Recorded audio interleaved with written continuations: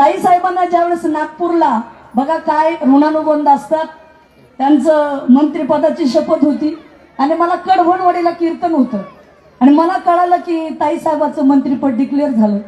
ताई मी कीर्तनाला चाललेली गाडी मन राहवलं नाही, 4.5 तासात नागपूरला आले की ताईचं शपथविधीने आपण जाणं गरजेचं आहे. किती 4.5 तासात आम्ही नागपूरला पोहोचलो.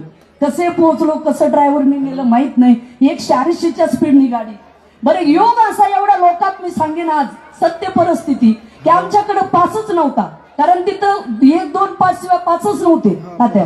पण विशेष म्हणजे जेव्हा आम्ही ते जिथून एंट्री होती तिथे गेलो तर ते पोलीस PI SP सगळे होते. ते म्हणजे आम्ही सोडत नाही. योगायोगाने तुमची गाडी त्या गेटवर आली आणि तो ड्रायव्हर म्हणला हे सोडीनातच. मग मला तेवढंच सापडलं, तिथे SP PI होते. म्हणलं असं कसं, मिनिस्टरची गाडी तुम्ही कशी सोडत नाही? अरे म्हणजे जाणतो